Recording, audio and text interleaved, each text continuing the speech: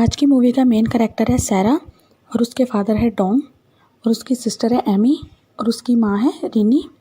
और जहाँ पर सैरा अपने फादर से बात करती है कि मुझे नाइट पार्टी के लिए जाना है, लेकिन उसके फादर काफ़ी ज़्यादा स्ट्रिक्ट होते हैं तो वो उसकी बात नहीं मानते और उसकी दूसरी बेटी एमी के कहने पर भी वो नहीं मानते। तो सैरा अपनी मॉम से कहती है कि मैंने आपसे पूछा था तो आपने परमिशन दे दी थी, लेकिन उसकी मॉम उसके फादर से डरते हुए उसको मना कर देती है और कहती है कि अगर तुम्हारे फादर कह रहे हैं तो तुम मत जाओ। लेकिन फिर भी सैरा रात को अकेले ही चुपके से अपने बॉयफ्रेंड क्रिस्ट के साथ निकल जाती है, लेकिन ये बात उसके फादर को पता चल जाती है। और जहाँ पर दूसरी तरफ सैरा पार्टी में काफ़ी ज़्यादा एंजॉय कर रही होती है, लेकिन जब वो सुबह आती है तो उसके पिता उसको मेन गेट पर ही मिल जाते हैं और उसका वेट कर रहे थे और वो उसको काफ़ी ज़्यादा डांटते भी हैं। और फिर सैरा अपने कमरे में जाती है तो उसकी बहन और माँ दोनों उससे पार्टी के बारे में पूछती हैं। तो वो कहती है कि मुझे काफ़ी मज़ा आया और जब मैं 18 की हो जाऊँगी कुछ ही दिनों में तो मैं फ्लोरिडा में शिफ्ट हो जाऊँगी और वहाँ पर मैं अपनी जॉब आराम से करूँगी। और ये सारी बातें उसके फादर बाहर खड़े होकर सुन रहे थे। और फिर उसके फादर नीचे बेसमेंट में जाकर एक बुक शेल्फ को साइड पर करते हैं। और फिर यहाँ पर 3 महीने बाद का टाइम दिखाया गया है, क्योंकि वो सैरा की ग्रेजुएशन कंप्लीट होने का भी वेट कर रहे थे।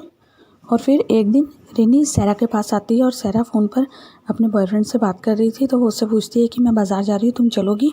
लेकिन सैरा उसको मना कर देती है और अपनी वाइफ को जाता देखकर डॉन अपनी बेटी के पास आते हैं और उसको कहती है कि मुझे एक बॉक्स हटाने में मेरी हेल्प करोगी। तो सैरा अपने फादर के साथ एक बड़े से बॉक्स को लेकर नीचे बेसमेंट में चली जाती है। और फिर उसके फादर उसी बुक शेल्फ को पीछे करते हैं और उसको एक सीक्रेट रूम में लेकर जाते हैं और उसको कहते हैं कि ये वर्ल्ड वॉर के लिए बनाया गया है कि अगर कुछ भी हो तो हम इस जगह पर रह सकें। लेकिन और सारा से पूछते हैं कि ये कमरा कैसा है, तो वो कहती है कि अच्छा है। और ऐसे ही वो ट्रिक करके उसको कमरे में बंद कर देते हैं। और फिर वो अंदर से काफ़ी ज़्यादा चिल्लाती है, लेकिन उसके फादर पर इन बातों का कोई भी असर नहीं हो रहा था। तो फिर सारा अंदर से पासवर्ड लगाने की कोशिश करती है, लेकिन कुछ भी नहीं हो पा रहा था। और फिर वो अकेले ही कमरे में काफ़ी देर तक चिल्लाती रहती है। और फिर वो अपने उस बॉक्स को खोलती है जो उसके फादर उसके साथ लेकर आए थे, तो उसमें उसका कुछ ज़रूरी सामान था। और फिर से वो लॉक खोलने का ट्राई करती है, लेकिन 3 बार ट्राई करने के बाद लाइट चली जाती है। फिर उसके सामान में एक टॉर्च भी थी, तो उसकी मदद से वो इधर उधर देखती है तो उसे वेंटिलेशन नज़र आता है, तो वो उसमें से आवाज़ देना शुरू कर देती है और ज़ोर ज़ोर से चिल्लाती है। और उसके फादर बाहर नोटिस करते हैं कि उसके आवाज़ वेंटिलेशन से बाहर आ रही है, तो उसके ऊपर वो एक ब्लैंकेट रखकर उसको कवर कर देते हैं, तो उसकी आवाज़ भी आना बंद हो जाती है। और फिर जब उसकी माँ घर पर आती है तो वो भी काफ़ी ज़्यादा परेशान हो जाती है। तो उसके फादर कहते हैं कि वो हमेशा से अपनी ज़िंदगी अपनी मर्ज़ी से जीना चाहती थी, इसलिए वो घर से भाग चुकी है। और यहाँ पर सैरा नीचे ज़मीन पर ही सो रही थी और फिर वो एक दिन देखती है कि उसके फादर अंदर आने वाले हैं, तो वो एक पिलर के पीछे छुप जाती है और अपने फादर को धक्का देकर वहाँ से बाहर निकल जाती है। लेकिन वो आगे जाकर देखती है कि वहाँ पर एक और दरवाज़ा है और वो भी पासवर्ड के साथ खुलता है। फिर डोंग उसको बालों से घसीट कर अंदर लाता है और उसको कहता है कि मैं जितनी बार भी यहाँ पर आता हूँ उतनी बार ही मैं इसका पासवर्ड चेंज करता हूँ, तो तुम यहाँ से निकलना भूल जाओ और मैं तुम्हें यहाँ से तभी जाने दूंगा अगर तुम मेरे हिसाब से चलोगी, मेरा कहना मानोगी।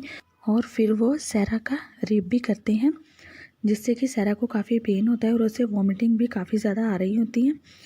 और जहाँ पर ऐसे करते करते 7 दिन निकल जाते हैं और फिर उसकी मॉम घर पर पुलिस को बुलाती है और सारी बात बताती है, लेकिन उसके फादर ये कहकर पुलिस को भेज देते हैं कि वो अपनी मर्ज़ी से ज़िंदगी जीना चाहती थी, तो वो यहाँ से जा चुकी है। और जहाँ पर सैरा का भी काफ़ी ज़्यादा बुरा हाल था और उसे चोटें भी काफ़ी ज़्यादा लग रही थी और वो अपने बॉयफ्रेंड को याद कर रही थी। और दूसरी तरफ उसका बॉयफ्रेंड क्रिस्ट भी उसके घर पर आता है और वो सैरा के बारे में पूछता है, लेकिन उसके फादर कहते हैं कि वो अपने बचपन के दोस्त स्टीव के साथ भाग चुकी है। और फिर वो बेसमेंट में सैरा की ज़रूरत का काफ़ी सारा सामान लेकर आते हैं और वो केक भी लेकर आते हैं और फिर वो उसके लिए एक ड्रेस भी लेकर आते हैं। और फिर वो उसको कैंडल को ब्लो करने को कहते हैं और फिर सैरा को मजबूरी में करना पड़ता है, क्योंकि उन्होंने कहा था कि अगर वो अच्छे से ट्रीट करेगी तो वो उसको जाने देंगे। और फिर वो उसको एक विश मांगने को भी कहते हैं, तो वो कहती है मुझे यहाँ से जाना है, तो वो कहते हैं तुम जाने के अलावा कुछ भी और मांग लो। तो वो कहती है कि मुझे एक क्लॉक चाहिए क्योंकि मुझे यहाँ पर टाइम का पता नहीं चलता। तो वो कहते हैं कि मैं तुम्हें गिफ्ट दूंगा, लेकिन तुम्हें भी उसके बदले में कुछ देना होगा, तो वो उसको यूज़ करते हैं। और ऐसे करते करते 1 साल का टाइम बीत जाता है और सैरा अंदर ही प्रेग्नेंट हो जाती है। और फिर एक दिन उसको लेबर पेन भी स्टार्ट हो जाती है और वो उसी बेसमेंट में ही एक बेबी गर्ल को जन्म देती है, जिसका नाम वो मैरी रखती है। और फिर ऐसे ही उसको और भी ज़्यादा टाइम बीतने लगता है और मैरी भी बड़ी होने लगती है। और फिर वो एक दिन उनको टीवी भी लाकर देते हैं, जिससे कि मैरी भी काफ़ी ज़्यादा खुश हो जाती है। और फिर से उसको एक और बेबी होता है और वो लड़का होता है जिसका नाम वो माइक रखती है। और जहाँ पर मैरी को अस्थमा की भी प्रॉब्लम थी और एक दिन उसकी तबीयत ठीक नहीं होती, तो वो डोंग को कहती है कि मुझे तुम बाहर जाने दो, मैं बेटी का इलाज कराना चाहती हूँ। लेकिन वो कहता है कि जो भी करना है यहीं पर करो। और फिर एक दिन क्रिस्ट फिर से सैरा के बारे में पूछने आता है, लेकिन उसको उसकी बहन मिल जाती है एमी। और फिर एमी को क्रिस्ट से ही पता चलता है कि डोंग ने क्रिस्ट को यही बताया था कि वो किसी बॉयफ्रेंड के साथ भाग चुकी है, स्टीव नाम के। तो एमी कहती है कि नहीं, ये सब गलत है और मुझे लगता है कि मेरे फादर ने उसको कहीं पर रखा हुआ है बंद करके। और यहाँ पर मैरी भी काफ़ी बड़ी हो चुकी थी और वो 8 साल की थी और उसका छोटा भाई जो था वो 4 साल का था। और फिर वो बाहर जाने की एक दिन ज़िद करते हैं, लेकिन एमी पहले तो उनके ऊपर गुस्सा करती है, फिर वो उनके साथ ही खेलना स्टार्ट कर देती है। और यहाँ पर एमी अपनी मॉम को बता देती है सब कुछ कि डोंग ने उसके बॉयफ्रेंड को क्या कहा था। तो डोंग उसको कहता है कि और मैं लोगों को क्या कहता, तो मुझे यही बात कहनी पड़ी और उसका तो कोई पता चलता नहीं है। और वो काफ़ी ज़्यादा झगड़ा करने लगते हैं। तो यहाँ पर रिनी भी कह देती है कि मैं एक प्राइवेट डिटेक्टिव को हायर करूँगी। और डोंग यहाँ से गुस्से में चले जाते हैं और उसकी जो कीज़ होती है बेसमेंट की, वो उसके सोफ़े पर ही छूट जाती हैं। तो एमी उसको देख लेती है, तो वो उसी कीज़ को लेकर नीचे बेसमेंट में चली जाती है। और वो वहाँ पर जाकर काफ़ी ज़्यादा शॉक हो जाती है, क्योंकि वहाँ पर काफ़ी ज़्यादा डाइपर, टॉयलेट पेपर, मेडिसिन वगैरह पड़ी होती हैं। और जैसे ही वो शेल्फ के पास जाने लगती है, तभी वहाँ पर डोंग आ जाता है और उसको डांट कर वहाँ से वो भेज देता है। और फिर दूसरी तरफ सैरा भी फिर से प्रेग्नेंट हो जाती है और वो मजबूरी में डोंग के साथ एज ए वाइफ ही रहना स्टार्ट कर देती है, क्योंकि उसके पास कोई और रास्ता नहीं था। और फिर वो डोंग को रिक्वेस्ट करती है कि मेरे एक बच्चे को अच्छी ज़िंदगी मिल जाए तो तुम उसको मेरी माँ को दे देना। तो डोंग सैरा के हाथ से एक लेटर लिखवाकर बच्चे के ऊपर रखकर ये कहकर छोड़ देता है कि मैं घर से भाग चुकी हूँ और मैं अपने बच्चे की देखभाल नहीं कर पा रही हूँ, तो माँ आप ही इसको संभालो। तो उसकी माँ भी राजी खुशी तैयार हो जाती है। लेकिन डोंग को बेबी के नीचे एक और लेटर मिलता है, जिसमें सैरा ने अपनी माँ को अपनी हालत के बारे में सब कुछ लिखा हुआ था। तो डोंग गुस्से में आकर बेसमेंट में सैरा को काफ़ी ज़्यादा पीटता है। और ऐसे ही फिर से 14 ईयर्स बीत जाते हैं और उसकी बेटी भी काफ़ी बड़ी हो चुकी थी। और वो नोटिस करती है कि उसके फादर की नज़र उसकी बेटी के ऊपर भी अच्छी नहीं है, तो वो काफ़ी ज़्यादा इनसिक्योर फील करती है।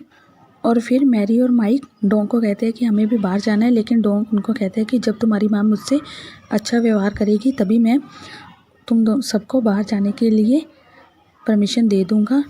और फिर तभी सैरा डोंग से आकर माफ़ी मांगती है और कहती है कि मेरे बच्चों ने तुमसे कुछ ज़्यादा ही मांग लिया था, तो आई एम सॉरी। तो उसके बच्चे सैरा से झगड़ा करने लगते हैं कि तुमने उससे माफ़ी क्यों मांगी, हमने क्या गलत बोला था। तो तभी सैरा उनको सारी बात बता देती है कि मेरे साथ क्या हुआ है।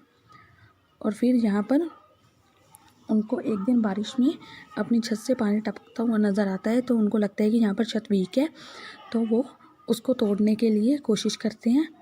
और फिर वो उसको किसी चीज़ से धीरे धीरे से तोड़ लेते हैं और फिर वो बाहर की तरफ टॉर्च मारते हैं और इसी टॉर्च की लाइट को एक आदमी देख लेता है और वो ये गलती कर देता है कि वो सीधे सैरा के घर पर चला जाता है और वो उसके फादर को कह देता है कि आपके बेसमेंट से मुझे टॉर्च की लाइट नज़र आ रही थी, तो वहाँ पर शायद कोई गड़बड़ है, तो आप चेक कर लीजिए।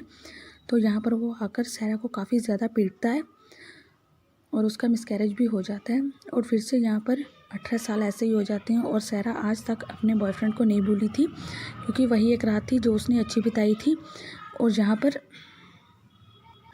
डोंग भी इन सबको पालते पालते थक चुका था, तो वो एक दिन जहरीली गैस उनके बेसमेंट में छोड़ देता है ताकि वो सब बेसमेंट के अंदर ही मर जाएं। लेकिन तभी वहाँ पर सैरा का वो बेटा आ जाता है जिसे डोंग की माँ पाल रही थी, तो उसे मजबूरी में गैस का स्विच ऑफ करना पड़ता है।